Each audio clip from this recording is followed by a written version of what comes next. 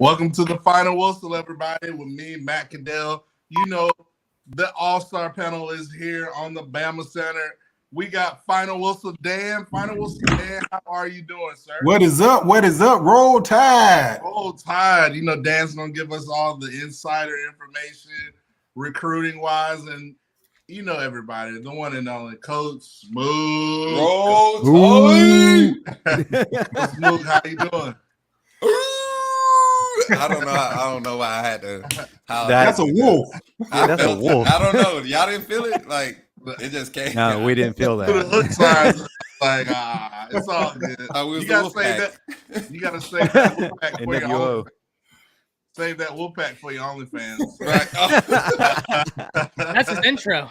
Yeah, That's the the intro. right there. Yeah, that's it right there. I knew that was familiar. I knew that was familiar. Matter of fact, Guys, 30 seconds into the show. You know we gotta do it, Ty. Hey, back to back, 2 weeks in a row. Ty, how you doing? oh, good. The OnlyFans has been going good. Appreciate y'all letting me have the shout out. Subscribers are up, and I have some big things planned over there. Ooh, You got big big- things. That's his intro. That's his intro to his OnlyFans. That's my intro. Yeah.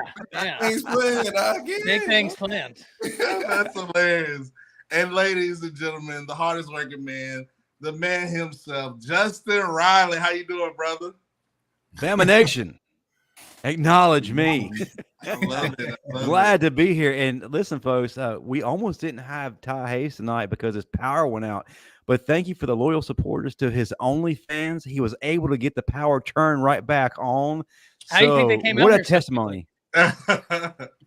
Reach around the table, man. Y'all doing great things over there, man. Folks, go ahead, hit that like and subscribe button. I need this chat jumping tonight. We got some serious topics. We need everybody getting rowdy, and we plan on getting fan interaction. So we're calling you out. Why don't we see anybody going nuts right now? Do better. We're brought to you by Workspace Solutions. If you're watching the replay, get in the comment section. Let us know what you think. Fellas, what's going on? It's Tuesday night. I'm Not a excited, whole man. lot. Yeah. We got we want to start with y'all want to talk about recruiting first? You know, Hey, yeah. we did have a big visit weekend. So yeah. Go Dan, give us Okay. your updates. I know we had Amari Jefferson. You talked about a defensive tackle. You know, some if you can hit on a few other key players and kind of get the show started, the floor is yours. Okay, yeah. The two, I think we made the biggest move with of our official visitors was Jordan Seaton, 4-star offensive tackle. Big upside. You know, we had to sell him. He wants to play left tackle, you know, but the problem is teams are negative recruiting with us having Caden Proctor last year, you know. So, but guess who his host was on his official visit? It was Caden Proctor. So, you know, he was impressed. You know, the family is sold on him, going to Bama. You know, he relocated from, I think he was in the Maryland DMV area, I think. He relocated to IMG. He's going to be playing his senior year at IMG. And we made a big move. I would go as far as saying we are his leader. Another one we made a big move with was it's down to a Georgia-Alabama battle is Amari Jefferson, 4-star receiver.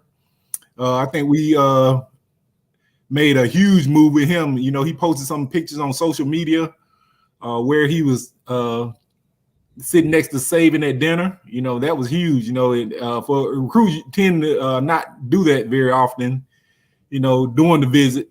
But that picture leaked out and it's been blowing up, going viral. And I think we really made a move with him and his family. Solid. So what do you feel like separates him from the rest of the pack in this talented group of wide receivers in the 2024 class? I like his I like his size. You know, he was likened to I think someone referred to him, I saw it somewhere, as a more explosive John Mechie. You know, he has a different skill set from a lot of the other receivers we recruited, you know, but his thing is he's John Mechie, great hands, you know, great size, you know, ability to separate from receivers, catch the ball away from his body. You know, if we can hold on to him or get him, sign him, hold on to him in the class, you know, it'll be a big win for us over Georgia, among others. And there's no greater win than a win over the Bulldogs. When you agree, right now, right now. Right now. I remember when the win over the Bulldogs didn't mean anything. It was expected. Yeah. We got to get it back to those days. Yeah. Also on the recruiting front, Daniel Calhoun, another offensive tackle out the state of Georgia, top 100 prospect in the nation, top 10 offensive tackle. I think Bama made some moves there as well. Yeah, I think we're already up front with him out front. But what's interesting, we got like 3 or 4 other tackles coming in the next couple of weeks. So that's going to determine our board, you know, as far as Daniel Calhoun, I believe. On the defensive end, I saw where Colin Simmons, the highly talented defensive end out of Texas, I believe, down there your way. Ty Hayes, heard he's going to take an official visit to Alabama. You know, who's his lead? I heard it's LSU, Texas. It's definitely LSU. Definitely LSU. Yeah, Okay. Definitely LSU. Yeah, I was reading a LSU. story on that earlier. Yeah. Duncanville. One, the proximity, man. And I know Duncanville's kind of mid Texas. It's just south of me, but it's nothing for us to hop on a highway and be in Louisiana. And Louisiana having that adjacent border, they do get to claim that, you know, border state status that so many states take advantage of. Now, don't get me wrong. This is the interesting thing.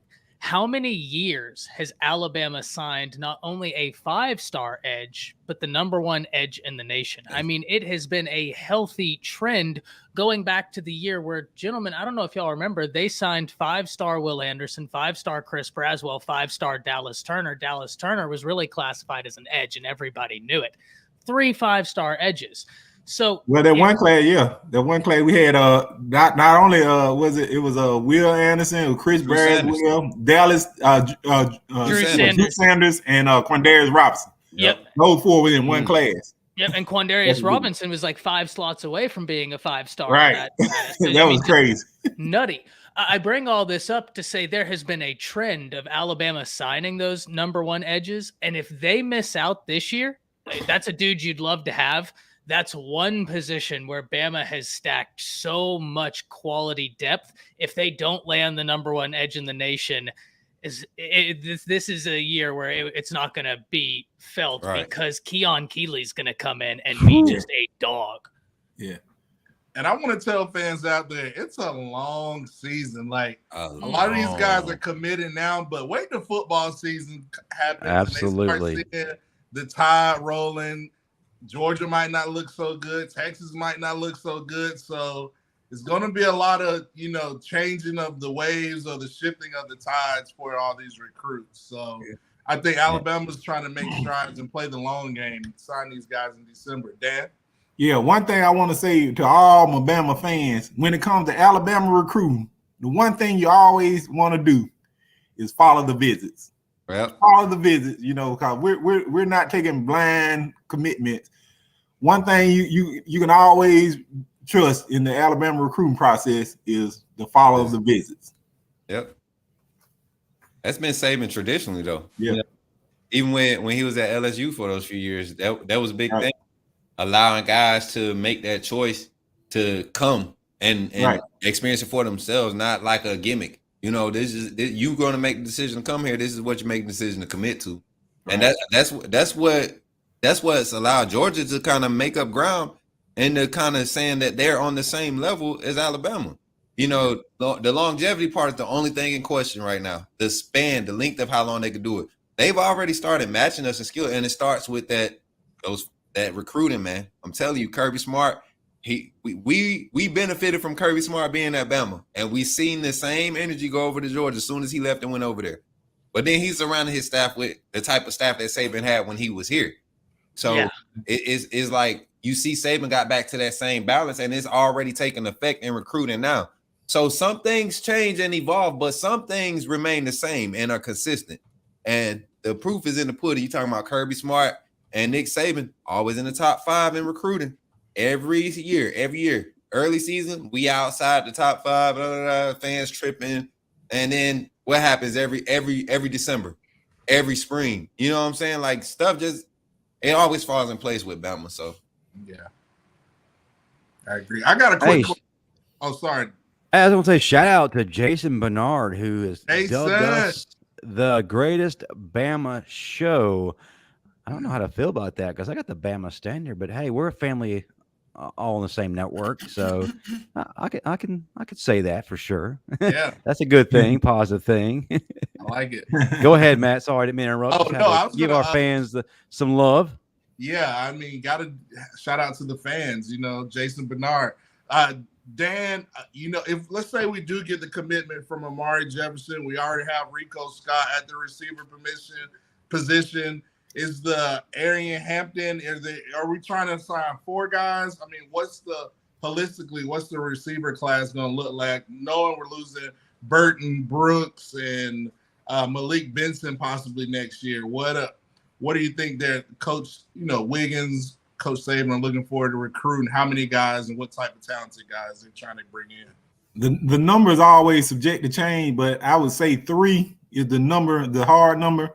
But let's say we're not going to turn down any elite players, so we can sign the target number is 3, but let's say Micah Hudson, Mike Matthews, someone wants to commit, we're definitely not going to turn down their commitment. Yeah. So that the numbers are always tricky. We want to sign elite players, so we're not turning down elite players that come and visit, Definitely. So the numbers are never solid. Well, while we're on the subject of coaches and doing some big things, Dan, I wanted to say this for later, but it's too good of a news not to share now. Bama basketball, Nate Oates doing his thing. We just got a major announcement coming to us in one Grant Nelson. Brother, if you could, let the folks know exactly what this means to Bama basketball.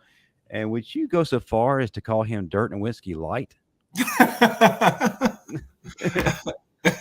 ahead, light, man. Yeah. Light. I definitely love his skill set. Light, or just light? I'd say light, but definitely, he's a great addition to the program. I love his length. His ability to play facing the basket, to put the ball on the floor and get to the rim. He can stretch the floor, So I loved Noah Clowney, but I would go as far as to say I think we upgraded at that position. If we can get another big man to go alongside him, we don't have to use him at the 5. But man, Grant Nelson is truly going to be a huge addition. If we'd have had him last year, I think we would have won the national championship. That's the type of player I think he is. Wow. Love his intensity. Love his physicality. I like what I can see from down low. I like the block shots. And I like how he can step outside and hit the occasional 3. But do you feel like there would be any kind of awkward adjustment period going from a smaller conference to the SEC, which is arguably one of the best conferences in basketball right now, if not the best? Well, just the athleticism, but definitely I think he's way more physically mature, more physical than Clowney was. So I think the physicality of it, it won't be much of a difference for him. It's just being able to keep up with the athleticism of the guys in the SEC. Awesome. So you're claiming national championship if he plays this previous season. Yes, man, that's big. Wow. That's the type of player he would. Yeah. Oh, woo. Okay. Listen, well, things are about to get rowdy. I tried to delay this as long as I possibly could to let folks trickle in. But listen, one of the fastest growing and hottest segments in all of YouTube and Bama community as well is our Versus segment. And this is something that's been inspired by the fan, by a lot of talk recently. Of course, this originates back to the discussion that the 2020 National Championship squad was the greatest in school history. Well, this previous week, we had a debate between that squad and the 1992 squad. Man, that was electric, guys. We had a great discussion and really could have gone another hour on the show. Well, this week we are bringing versus back. And who are the two teams we're debating? Well, if you have missed the byline up here, then you're living under a rock. You can't read. Sorry, Auburn. But nonetheless, we are debating the 1992 team versus the 2011 squad. And here to properly officiate things, referee Smook. All right, fellas, listen up. Tonight it's going down, but we're going to keep it clean and we're going to keep it correct. All right. Now I'm going to lead off with this. I can't speak for 92 because I didn't see nothing then, but 2011, 2011, them guys were something serious. All right. And I'm going to be unbiased. And I'm going to give y'all the benefit of the doubt and save my doggone decision for the end. Here we go, Dan. You ready? Who's going to be the best? Who's winning? 2011 or 1992? Keep it clean tonight. You were going crazy last week. Keep it clean. You understand me? You're muted. Unmute yourself. Man, bad start for Dan. Flag on the play. Flag. There we go. Yeah, there we go. Okay. Rookie mistake. Head to the side. That's a tough one. I'm not going to lie. But, man, let me tell you, my heart belongs to 1992. So the defensive line was very disruptive.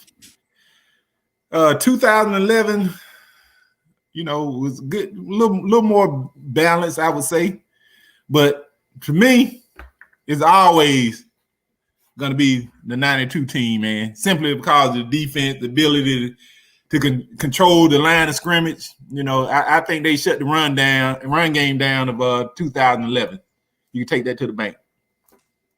Now, before we start to dissect this thing, I want you, Dan, to name the running back group of the 2011 team. Oh, that was a good one. We had, let me see, the 2011, we had Trent Richardson, we had Eddie Lacy, we had who was the third one? Trent Richardson, Eddie Lacy, TJ. TJ was after that. No, he was the next year. He wasn't 11. He was freshman 2012. Yeah, he was in 2012. It was oh yeah, because he did the LSU. It was mainly Lacy and Richardson. Who was the third one? Was it Hey, let me look. Chat, help him out. Don't leave him hanging. Come on, chat. I can't remember yourself in knowing everything about Bama. Okay, so check this out. On my old age now. My thing is, you talking about those two big backs, right? Yeah. And that offensive line. 92 offensive line. And we're talking about size. We keeping size. We playing whichever rules. Justin Fowler was on that team.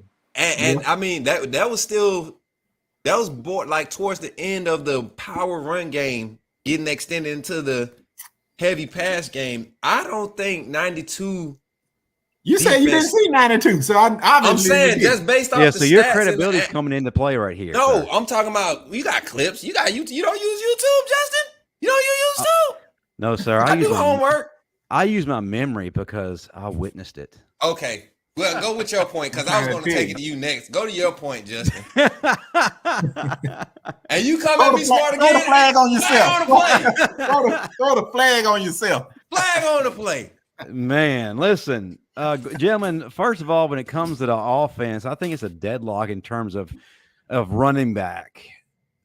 Where we need to look is quarterback situation. So I got to ask a question before I can come up with my summary. Do we take into account Jay Barker and AJ McCarron in the prime of their careers, or do we look at them where they were at that point? That season. I'm going to say that season. If we look at it in that season, AJ McCarron undoubtedly has the edge. Not to take anything away from Jay Barker. He's arguably one of the best quarterbacks in Alabama history. Led us to a natty, has one of the best records as a starter, had a tremendous senior campaign in 1994. But AJ McCarron was that dude. He just wasn't allowed to do the things that we see today and we often take for granted Wide receiver group 2011 was absolutely phenomenal. Not to take anything away from 92, but outside David Palmer, what do you really have? K. Lee could run a great vertical route. Well, then you could argue, well, what about Todrick Malone? What about Curtis Brown? Very solid, but it's hard to beat a Kevin Norwood, Mr. Clutch. And Christian Jones, too, was starting to come onto the scene. Darius Hanks, really good, too. But Kenny Bell, yeah. Kenny Bell. Yeah, Kenny Bell. I'm also looking on that defense, man. Jeez. Hell, Trent had 330 yards receiving. Right, like that. And you got to think the style of offense we was doing that with. You get what I'm saying? Like, we talking about a 55-45 run-pass ratio type offense with all the backs getting good carries, quality carries. You know what I'm saying? It was so balanced, man. It's hard to defeat a team like that, and then to add the athleticism, not taking anything away from. But we've seen athletes advance as time continued to grow. Like 2011 really started that whole trend. 2010, 2011, that whole new age of getting guys into this twitch muscles and learning different dynamics of how to it started changing. And we was the first ones to benefit from it at Alabama.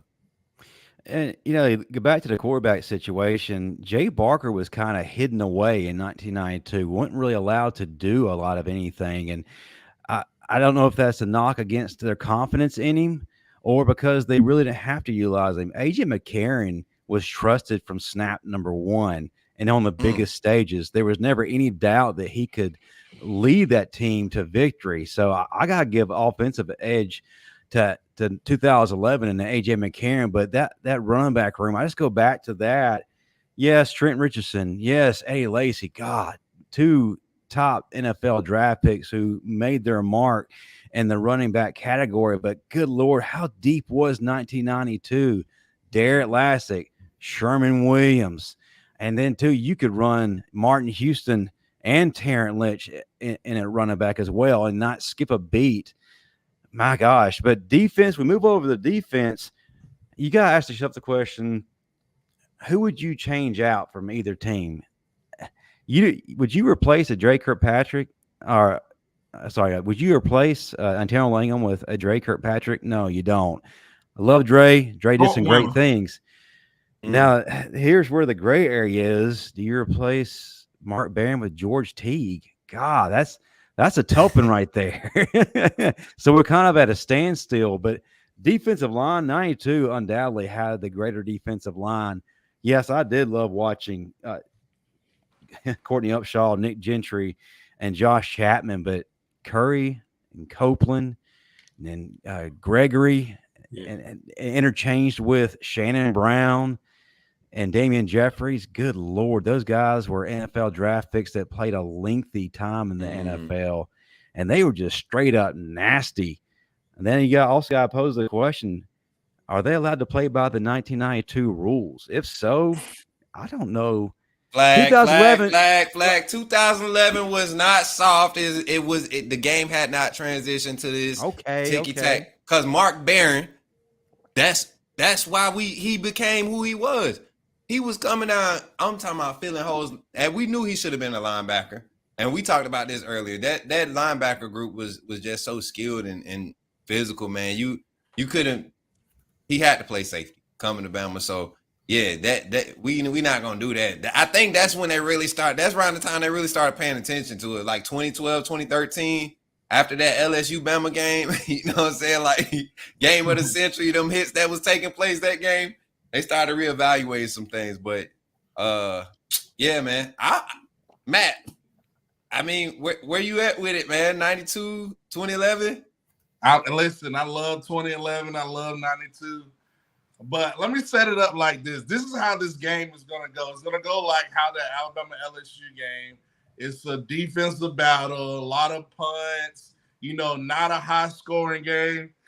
And when I say it's a defensive battle, to me, what separates this argument is punts and who you got at punt return. 2011 had Marquise Mays.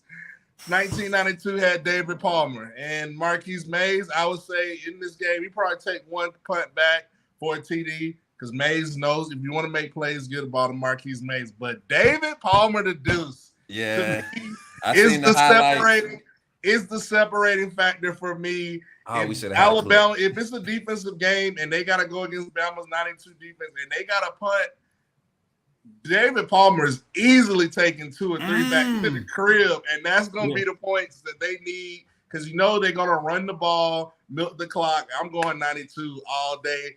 2 words, David Palmer. Boom.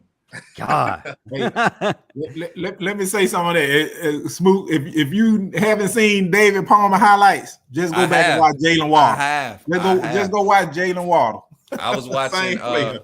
I was watching Freddie Millen's highlights, and then David Palmer came up next. So yeah, man. Man, this is another. We're talking about special teams. Michael here, who has the better place kicker? That's 1992, without any kind of doubt in mind. Michael Proctor was a 3-time All-American, actually 4-time All-American. Yeah. 2011 didn't have that that luxury. Yeah, definitely didn't. So if it came down to the kicking game, I don't even care who was kicking in 92. My grandma could have been kicking in 92, and 92 was winning that kicking room we had. Ty Hayes. Yeah, so look, if I'm looking at this offensively, that's a very easy answer for me. And I say very easy. It's close, but I would go 2011 looking at the offense. You had a 1,000-yard rusher. You had Eddie Lacy right behind Trent Richardson. I mean, 2 running backs that were incredible. And to me, Justin, you hinted it, to me the difference is the quarterback situation. Jay Barker was great. He had a 54% completion percentage and threw more interceptions than he did touchdowns. A.J. McCarron didn't have that issue. A.J. McCarron had the touchdowns. He had a 64% completion percentage. So I'd take the 2011 offense, but where I completely agree with all of you is I'd take the 92 defense. And then the end argument for me is pretty much what Matt said, is when you start getting into these separating factors, I think the 92 defense is still just as equipped to stop that 2011 offense as they would be to stop the offenses they played, right? When I look at the cornerbacks, I look at the defensive line. And so at the end of all of this, I do like the 92 special teams better. I like the way their defense is formulated, and the defense schematically makes sense against that 2011 offense. So I take 92, even though I wasn't even born yet. Well, I think the only place that 2011 defensively really has the edge, I'd say, at linebacker, C.J. Mosley, Dante Hightower, the pass rush, Nico Johnson, whereas it was still stacked team. Jeez, 92 is just so special to me. I mean, I don't know. It's just so hard for me to go against them. What are you gonna say, Dan? Yeah, keep in mind that 2011 team was held to 6 points by LSU, by the 2011 LSU defense. They didn't want to see the 92 Bama defense. I'm telling you. Curry and Copeland versus Cyrus Kwanju and I don't know who we had on the offensive line. I don't know about that. I'm telling you, man. They didn't want it. Versus Copeland and Curry. That's all you needed. I don't know. The 1992 offensive line has some big nasties. Toby Shields at center. You had Kareem McNeil and big Roosevelt Patterson. Not NFL names, but they just came up out the mud and just would cause people to question some life decisions they made. But I got to go ahead and say it on record, 1992. And Matt, I don't mean to copy you, but it comes down to special teams in this game. David Palmer is that guy. And this new age generation, before they start compiling their Mount Rushmores or greatest wide receiver list, you need to go back and watch film of David Palmer. I'm telling you, he's the guy who essentially started wide receiver. Link on my Twitter, the one I watched today. That's when I was like, okay, he's different. He was, bro. Because I was looking at AC and I'm like, AC was quick, man. Like pull off on you type stuff. Yeah. But then you go look at Palmer, you look at Millens, you like, bro, Bama's done had. That's why I said it in the show, Justin. Like, we don't get our respect for some of the wide. We just got overlooked. We just didn't run the style of offense to get the exposure. But some dogs that came through here and kind of like they had their talent set on, or boxed up, you know. Even Matt, like, bro, that Arkansas game, bro, like, breaking dudes. I'm talking about coming off top of the break, man. Dudes literally on their heels, like, it was. Y'all had a squad then too. Even Earl going to wide receiver was crazy to me. I'm gonna stay humble and stay out of the. You can't compare me to David Palmer. I'm sorry. Nah, we ain't say that. Now I'm just saying. David Palmer is like, yeah. We ain't saying that, but we done had some dogs, man, and we just don't get our respect for it. What about Keith Brown, Matt, against Deuce in a race? Who wins that race? Keith. I might have to give it to Keith. Long distance, he got it. Shorter distance, I probably get him. But interesting debate. Okay, chat. Who do you feel like won this debate? 92 or 2011? Let's get it rolling. And hey, challenge for next week. Who do you want us to debate against? What two teams next week in our versus segment? Put it in the chat. The winner will definitely be featured next week. Nice. All right, guys. Let's switch gears to our next topic. And that is one of the most questioned about positions, and that's the tight end position. We get questions in our chat every week, no matter how often we cover that position. Still want to know, who is it going to be? Who's going to be the leader of the pack? Who's going to make the greatest impact? So who's going to be the top three tight end in that rotation? Coach Smoot, we'll start with you, then move to Ty, final whistle Dan, Matt Caddell. Off rip, man, and I think we all know this just based off experience and what he was able to display in the A-Day game. CJ Dippre is our number one guy. And you talking about, like, if we're just talking about pure tight end, being able to split, whatever, H-back, he can do all three levels, and he's a solid blocker, and he has an in-depth understanding of how college football defense want to maneuver. Amari Knee-Black may be more athletic, more of a deep threat, from an athletic standpoint, and but the measurables with Dippre are there also. I think he's 245, 255, 6'5". So I mean, we basically got a more experienced Cam Latu at tight end this year that's going to be able to block. So you got Dippre. What? Latu made some solid catches last year, man. We put Latu in some bad spots. Bryce put Latu in some bad spots. Phil O'Brien. Me too. But Bryce set him up a couple times. I like Jesus. But you got Dippre. I think Danny Lewis is going to be your number 2 tight end. And people keep talking about Knee-Black, but Lewis is your tight end. I feel like Knee-Black is going to be more of our when you talking about the spread sets where you have a split tight end. I think he's your second hybrid tight end, and you get that hybrid move like the tight end from Florida a few years back, Kyle Pitts. Yeah. I mean, a big wide receiver is what we're going to get from Knee-Black. So when you think about the tight end rotation, I think Knee-Black will be the 3 with Ouzts being a primary H-back. I think he solidified himself as basically the new age fullback for Bama, and he's perfectly fine with that. I don't think he cares about being lined up on the line. He loves coming out that backfield, busting heads. So I don't even consider him in that rotation because he's going to have his assignments. But I go Dippre, Lewis, and Knee-Black. Knee-Black. I keep calling him Knee-Black. All right, Ty. Yeah, so I actually had a video on this probably 2 or 3 months ago whenever Rees first got hired, and I did a dive into the tight end position. I have the same 3, just different order. Dippre's first. He's got the experience. That's something that's going to be big. Then I have Knee-Black, just because he was the guy that they called upon last year, right? He was one of the guys they called upon off the bench last year frequently. Now he's got the experience. Now he's got another year to get college ready. And the reason why he'd be my number 2 is if we go back and watch what it is Tommy Rees likes to do, he runs enough 12 personnel to where I think we can get into situations where it's Dippre and Knee-Black on the field, and we don't have to necessarily worry about making Knee-Black a dedicated blocker. We can kind of take advantage of both. Now, that being said, Smook, where I completely agree with you is that if we are in a situation where Dippre's not on the field, we need that dedicated blocker.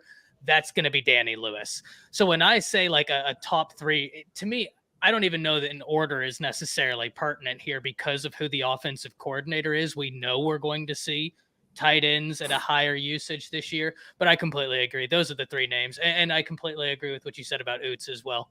That was, 100%. I agree. I'm piggyback off you all. It's going to be, you look at Tommy Rees, he's going to use a lot of tight ends. So, I think it's going to be like a 4-man rotation, different variations, whether it's, Ouzts, Danny Lewis on the same field at the same time, Knee Black, Dippre.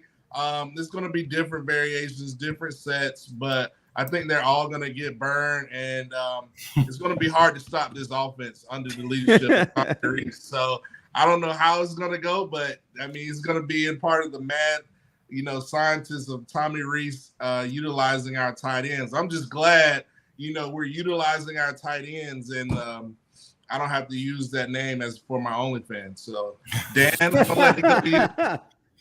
Hey, this is easier than I thought. I got the same 3, but I kind of got a different order. I think, y'all, I really think, Dippre, he's going to eventually be tight end number 3.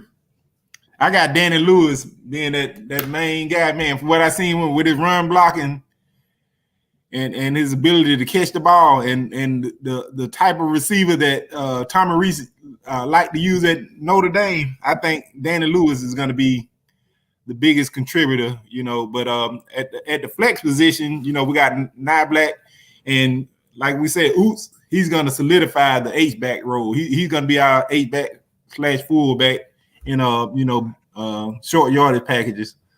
So we're definitely going to see at least four tight ends contribute this year.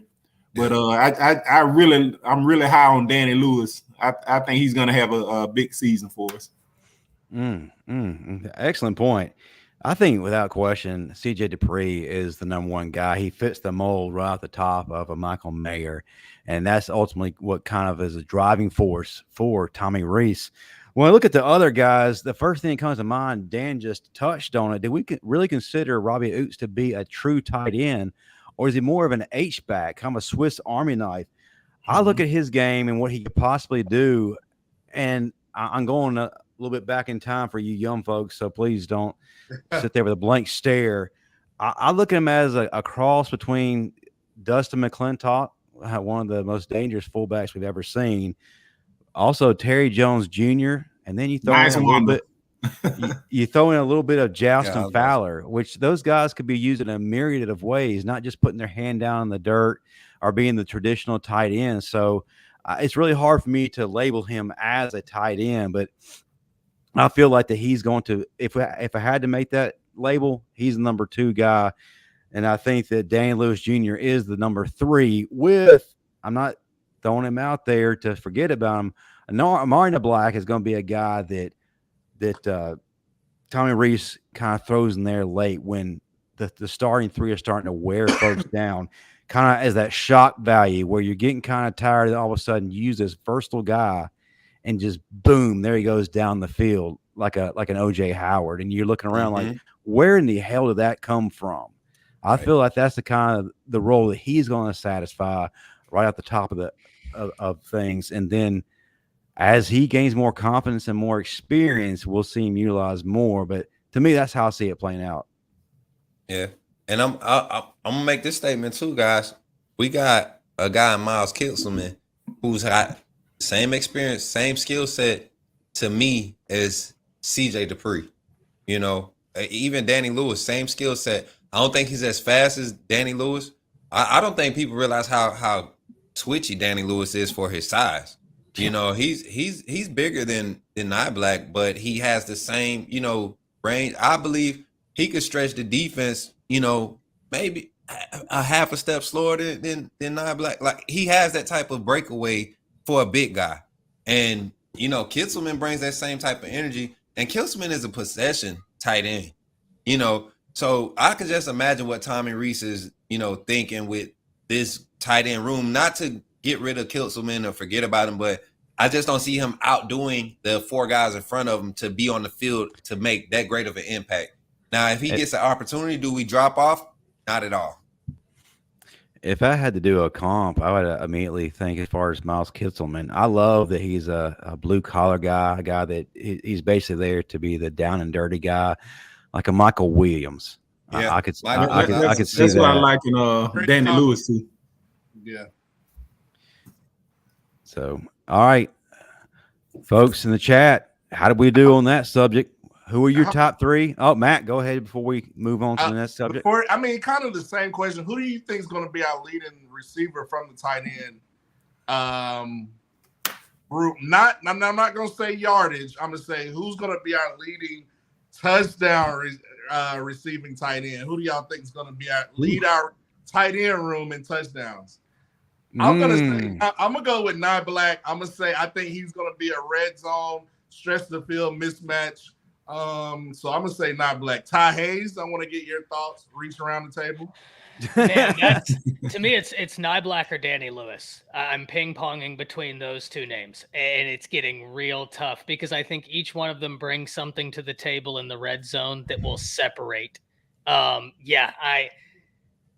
It's one of those 2 to me. I don't know who, but it's one of those 2. Smoot. I'm stuck between Danny and Nye Black because of like what Ty just said. I see Tommy Rees splitting Nye Black and having Lewis on the line and keeping Dippre an open field game because of his experience, ability to read and open field coverage breakdown, be on that same level with the quarterback, having that in-depth concept, to make those needed plays, those needed first downs, those stick reads, so touchdown wise though, you talking about putting Amari on the edge or maybe in the slot and doing a crosser concept, a rub concept, or if you walk your nickel corner down, you can walk your safety over there or put your linebacker man up out there. That's not a smart move, but 6'4", 245, 39, 38-inch vert, it's not happening. You don't stop that very often. Not with a solid lob pass. And then you got Lewis who can box you out with an out route, or even sit on the goal line. It's gonna be one of them. It's gonna be simple concepts like you gotta beat my man out there. You gotta beat my man. That's what it's gonna be with those 2 in the red zone, and that's what's gonna have them, competing at the top for the TD receptions. My mind went totally different when you said "beat my man." Flag,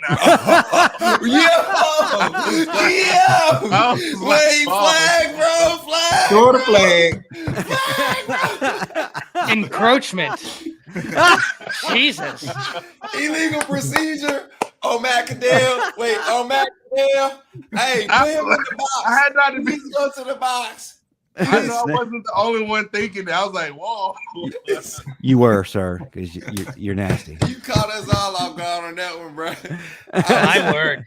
Justin, let me get yours. TDs, and then we'll end it with final. TDs. Wait, where we going, bro? After that last statement there. TDs. Let me see them titties. That's the promo code for Matt's OnlyFans. I'm going to go way outside the box. I think that, Amari Black is going to be a guy that everybody's expecting. Dan Lewis is going to be a guy that everybody's expecting. Who's somebody down towards the goal line that nobody's going to be expecting? The blue-collar workhorse, Miles Kitselman. I think people are going to forget about him. He's going to kind of ease out of the backfield real slow and quiet like him. Next thing you know, the defense is looking like, what the hell? Where did he come from? Like a Brandon Green or something. But yeah. I don't go that way. I like it. Dan? Me, definitely easy choice is going to be the Black. He's definitely going to be the leading receiver as far as touchdowns and receptions too among the tight end group. But don't count out CJ Dippre. I'm thinking he's gonna have a big year in the red zone just because of the athleticism and his experience. So it's gonna come down between those 2. Production wise, I think CJ Dippre will be the lead. He's gonna be our primary receiving tight end. I just his ability to read and break down defenses and be on the same page as both quarterbacks was just astounding to me.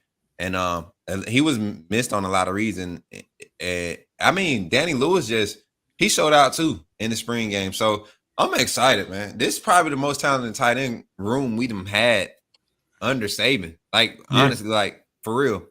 Yeah, and we definitely we haven't had to move an offensive lineman to tight end. So this has been the first year in a while. You know, we haven't had to do that.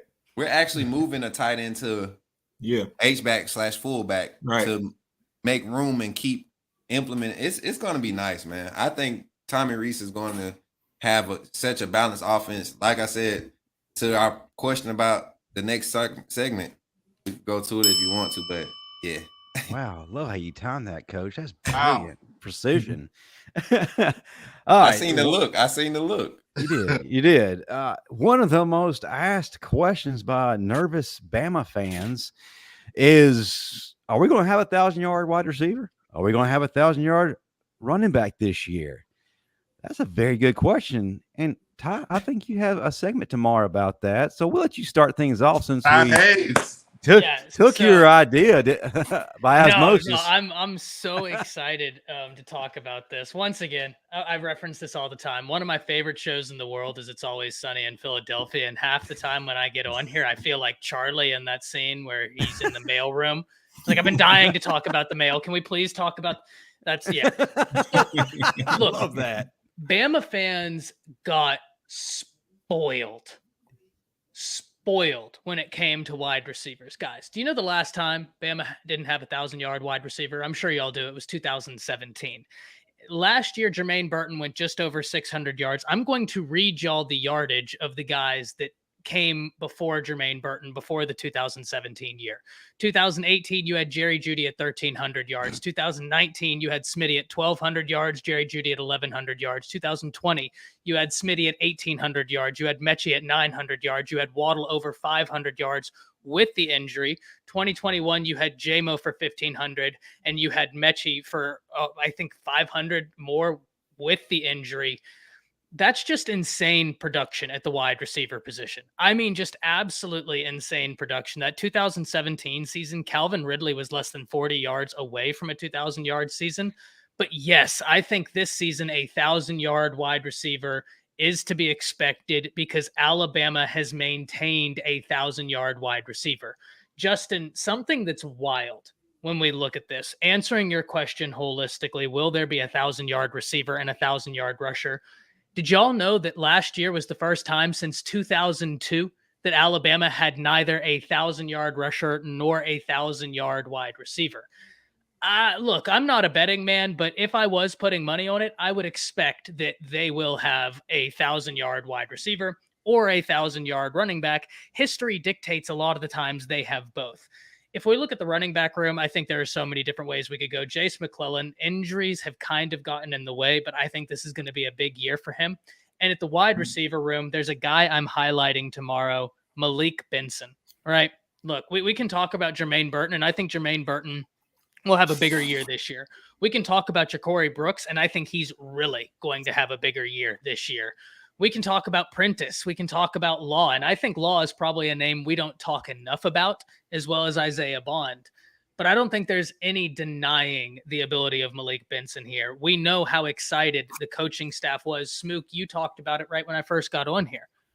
Whenever Bryce was doing his pro day, they had Malik Benson out there catching. They had no chemistry. And that's the guy they choose. There's a reason for that. This guy has got unreal ability. Alabama is very lucky they get him in this class. His experience, his ability, I think he's going to be the catalyst for a 1,000-yard wide receiver. And look, I think you could almost expect a 1,000-yard rusher as well with Tommy Rees as the offensive coordinator. But it's just wild that it was a 20-year gap between the last time Alabama had neither a 1,000-yard running back and a 1,000-yard wide receiver. So yeah, I think they'll definitely be there. Man, solid. Real quick from Van Edwards. I heard that all churches down in Auburn are going to have to cancel their nativity plays this year. They couldn't find 3 wise men or a virgin. Prayers for Auburn. Praise be. gosh, Van Elwood is classic. Wow. All right. Been playing one. We're gonna move to Coach Smoot and Final Whistle Dan and Matt Caddell. I got a different viewpoint for the fan base to think about. If Jalen Monroe is our starting quarterback, and we're saying that we're going to have a 1,000-yard receiver with the depth that we have in the receiver room and the type of rotation that we historically knows Tommy Rees to have. Tommy Rees, Van Elwood's made a point that I've been making since Tommy Rees has got hired as Alabama offensive coordinator. Tommy Rees has more talent than he's ever seen to scheme with. You're talking about more speed, more athleticism. I mean, just a bigger brand to work with. I mean, you're coming into a system where the basis of this offensive scheme that you want to run is what the defensive minded coach is comfortable with running. A balanced offense that leans on the run game and the offensive line and uses the passing game to capitalize off of an effective run game. So you look at Tommy Rees, the amount of backs we have in our room, you're talking about Jace, Jam, Justice, Roydell, and even Richard Young is going to get touches late in games, guys. I'm telling you, like this will be the deepest rotational offense outside of the O-line. I think we're going to see so much deep rotation because of the talent that we have that we want Malik Benson to have 800, 900 yards. Isaiah Bonds is going to have 600 yards. Ja'Cory Brooks going to have 700, 800 yards. I believe Jermaine Burton might break 500 this year. I think because of the rotation and the way that the play calling is going to fall, Malik Benson is going to have plenty of highlight plays. He's going to have J-Mo type plays, but he won't be the only one getting those plays or getting put in position to make those plays because of the way it's going to be schemed. So to me, honestly, looking at it from a different standpoint, because I was the first one to say that we got our 1K wide receiver when we got Malik Benson. I said that first. I'm going to tell y'all that. I said that. But to look at it from a different standpoint and to really go in depth and really think realistically what we're dealing with, one, being Jalen Monroe possibly being the starting quarterback. Two, Tommy Rees' first year as an offensive coordinator. Three, the amount of talent Tommy Rees has, the offensive coordinator at Alabama. And then three, the amount of talent he has to work with, the depth in the running back room, and the growth and development of the offensive line is my last point. So it's one of those things where ideally, on paper, easily Malik Benson hit 1K. Easily Ja'Cory Brooks could hit 1K. With the Tua, with the Bryce, with the AJ, with the Mac, you know. But we've yet to see Jalen Monroe's growth, and that's my point. Excellent. Love that. You always know how to put it.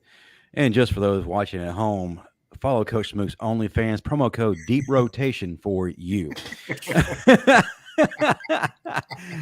Final Whistle Dan, what you got, brother? I hate going last, man, because y'all take all my ideas. You know, you're not going last. You're next to last, but well, hey, God will use you. Yeah, that's right. Now, as far as 1,000-yard, I think we'll definitely have 1,000-yard back, and it's going to come from these two, either Jace McClellan or Justice Haynes. You know, they're going to get the bulk of the carries, I believe. So if we are to have 1,000-yard running back, it's definitely gonna come from one of those two. But like Coach Smoot said, you know, if Milroe wins the starting quarterback job. The only possibility we have of having 1,000-yard receiver, he just key in on one guy like we did Blake Sims with the Amari Cooper and Jalen Hurts with Darius Stewart that year. You know, I think he's a more of a 1 or 2 read quarterback, so the ball's not going to get spread out as much if we have Jalen Milroe as the quarterback. But it's probably if he's the quarterback, I'm going with Ja'Cory Brooks or Malik Benson as our 1,000-yard receiver. That's all I have on that. Not to get too much into quarterbacks. All right. Mr. Caddell, the game winner of Arkansas 2007. Yeah. Who outshined Darren McFadden. You know, Arkansas is for homecoming this year, so I'm gonna have an OnlyFans edition. Oh, snap. Called Homecoming. No, I'm gonna keep it. Promo code falling off the bone.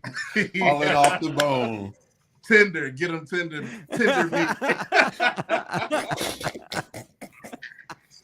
Oh my god.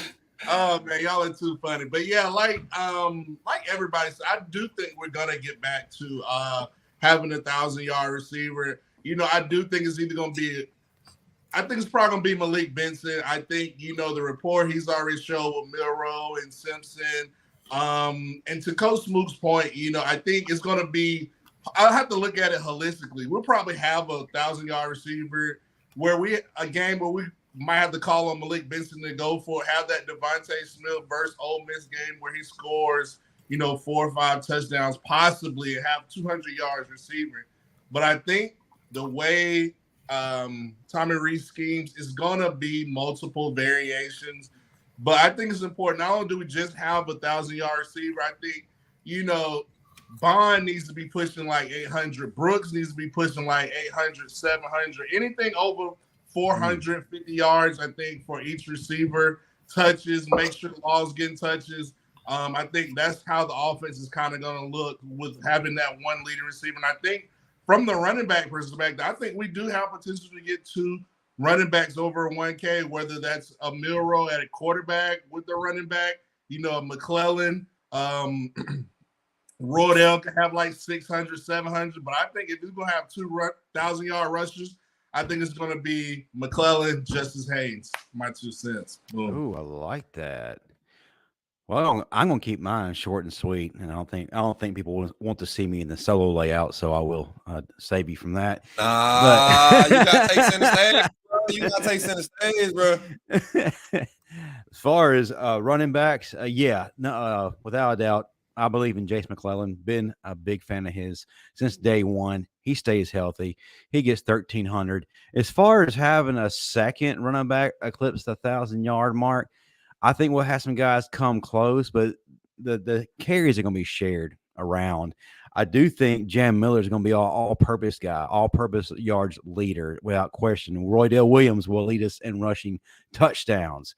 As far as the wide receiver room, man, Malik Benson will be that dude. I think coming in close to 1,000, Kobe Prentice. So, yes, to answer the question overall, we are going to have some 1,000-yard receivers and 1,000-yard rushers. So, fans in the chat, what do you feel about our answers? Do they satisfy you, make you more nervous, or do you have your own answers? Ty's got a comment. Well, yeah, I just wanted, because I agree with earlier. Van was talking about how he thinks Tommy Rees, and Smook was talking about Damn it, Van. Sure. That's so wrong. That's it happens to all guys, Van. Sorry, Ty. Go ahead. You swear this is the first time.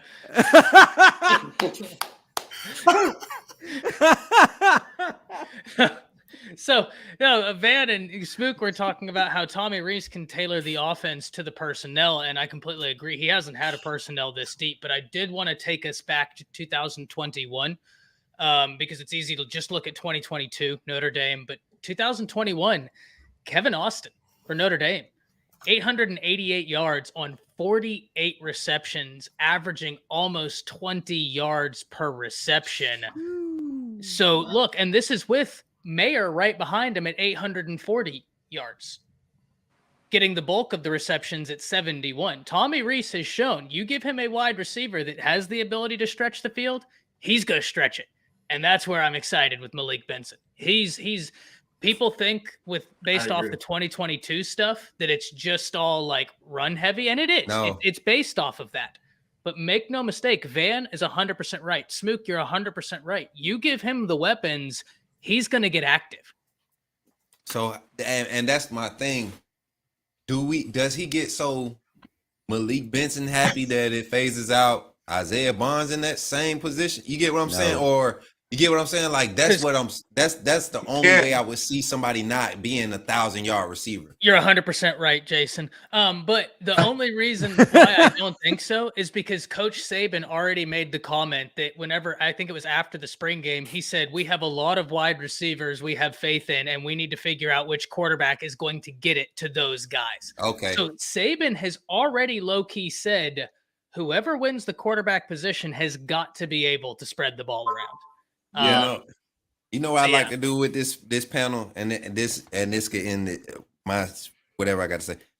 I like to say stuff because I hear all these other fans say, these different fan bases say exactly what I said, but not have the knowledge behind it. I heard y'all got too many receivers and y'all ain't gonna have no quarterback to get to them, but it ain't that. We're not gonna have a quarterback. It's how whichever quarterback gets appointed to the job, how Tommy Rees and the staff develops that quarterback is going to determine, and each quarterback is capable of getting to each athlete that's lined up. So that's not a thing we're worried about. The amount of how many times it's going to happen, the type of rotation, that's what is going to determine it. But I'm right there with y'all. I've been on Malik Benson. To get back into Coach Smoot mode, I've been on Malik Benson since day one. All right, fans, let your voice be known. Did we call it right tonight? Or did we get completely wrong? Or do you have your own answers? Go ahead and let us know what you think. Well, guys, surprisingly, we've actually ran out of time. So it's now time to move on to our closing segment. And folks, listen up, because all these gentlemen here have some social media platforms that you need to be a part of. If you're not following them, shame on you, but it's time for repentance. Listen up to where you can find them all, and also follow the Bama Standard on all social media platforms at the Bama Standard. We're also on TikTok at _Bama Standard. Definitely be a part of what we're doing. Coach Smook, we'll start with you, then move on to Ty Hayes, Final Whistle Dan, and Matt Caddell. Man, y'all already know where you can find me on each platform at Coach Smook. Primarily, we coming to YouTube, y'all, with the live streams, with the NCAA content. We've had a little bit of feedback the last couple of streams, so y'all pull up whenever you see the live notifications. The only way you're going to see them, you hit that follow, you hit that like, you hit that subscribe, all that good stuff. Don't forget to drop a like on the show. This is the Final Whistle on the Bama Standard. Stay tuned because of our OnlyFans accounts being released and taken off. We might be having to create a new YouTube channel, for explicit content. So, y'all be looking forward to that. And, find me on OnlyFans at Busting the Seam. Coach Smack. Buzzing the Seam, Coach Smack, all that. 92. And, man, that's where y'all can find your boy at, man. And you can also find his burner account at Precise Ball Placement. It's true. It's true. It's true. Oh, Lord. Van, quite a question. Speaking of repentance, what does Creflo Dollar and Auburn have in common? We got to wait on this answer. We got to get that answer because I don't even know if I want to say anything until we get this answer. Matt, get back on camera, Matt. Where you going, Matt? While Van types up the much anticipated answer, I will also remind fans, if you missed the flagship show, the Bama Standard tonight, we had a really good one. Marvin Constant and Bo Scarborough both were not on, but no fear, Coach Smook was there. He was able to fill in as relief hitter and knocked it out of the park. We had AC Carter, or Antonio Carter, one of the best, most electric wide receivers in Alabama history there in the late 1990s, early 2000s. And he was just hired as wide receivers coach for Florida A&M University, about to make those Rattlers take a bite out of the SWAC. So definitely go back, check that out. We had some great content. We also awarded the top fan of the week, Jimmy Clay, the opportunity to come on and ask our panel questions. So please go back and watch that. We have some great things you want to definitely tune into. Of course, also some backsliding Bama fans who are commenting in a negative way towards Tony Mitchell. While I was ranting and raving, let's go ahead and get the answer to our anticipated question. Van Edwards, there are only two things in the world that can make 75,000 people yell Jesus Christ at the same time. Rated R superstar right there. Why do I have to follow him up? All right, Ty, the water is safe for swim. Go ahead. We should make it to our van. I can't top that. No, you can find me at Around the Table Sports. Don't have a Patreon or anything. You can find me at the OnlyFans. We'll be breaking down plays at Reach Around the Table Sports over there. A lot of content coming in. I'm gunning for not only top 1% on OnlyFans, right? I'm coming for all of them. I'm gonna make a belt, right? Literally. And I'm gonna show people the Stone Cold Stunner if they think they're gonna get more sales on OnlyFans than me. I'm coming with it. Yeah, we're coming for that platform as well. Hell yeah.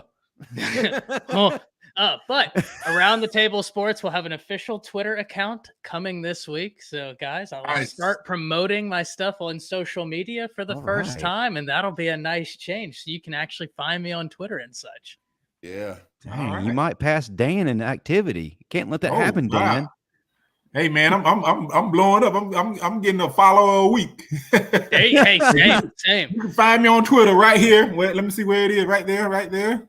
Final Whistle Dan. You can catch me on LinkedIn, Dan James.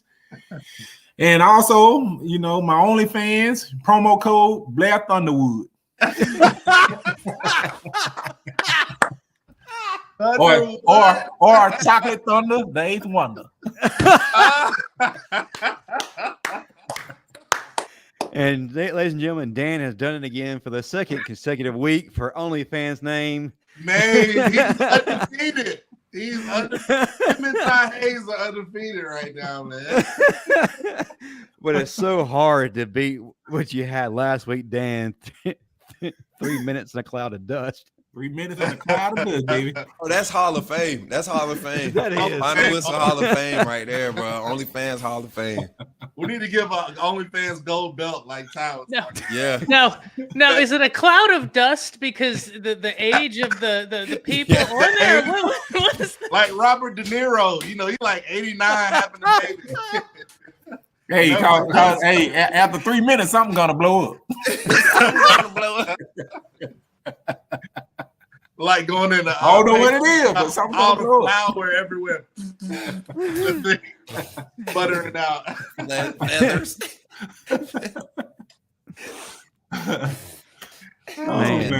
Matt Caddell, you get to finish everything up. Finish. That's what I am. The finisher. The finisher. Sorry about that. I had to jump off camera. My OnlyFans strobe light was going out. So We couldn't have that. So hit me up tonight, OnlyFans. We run a 24-hour special, the longest drive with Matt Caddell, and promo code Bump and Run. That's what we do at my OnlyFans.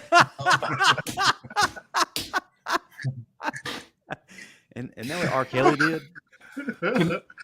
Tonight's our subject tonight. We're talking about the tight end, so that's our promo code. Tight ends, tight end. Tight ends. I got Football Universal, CTS Sports Room on Monday night, but at the end of the day, it's the Final Whistle with Ty, Coach Smoot, Final Whistle Dan, and Justin Riley, and Chris James when he gets back on his OnlyFans excursion. Shout out to Chris James' birthday today. Yes, sir. Yeah, Happy birthday, Chris James. Y'all. Check him out on Facebook, and he's pretty active on Twitter also. I forget his Twitter. At Coach Chris James. Yeah, at Coach Chris James. Yep. And the hub. Yeah. I still got a question. Why wasn't he here to celebrate with us tonight and the fans in the chat? He collected money on his OnlyFans. Ty, look. If I may, it's just Van. Van said Ty does a good job of ignoring my BS in his show's chat room. Van, it's because if I don't, I'm gonna break down. Not making it through the show. I'm not making it through the show. I'm gonna break down. It's gonna derail everything. I can't tell you how much I appreciate it, though. I can't tell you how much I'm fighting internally, not just crying of laughter. Man, fans, we thank you very much. And my question is, again, where else can you find this type of content? You cannot find this anywhere. So do your homework. Just blow this show up.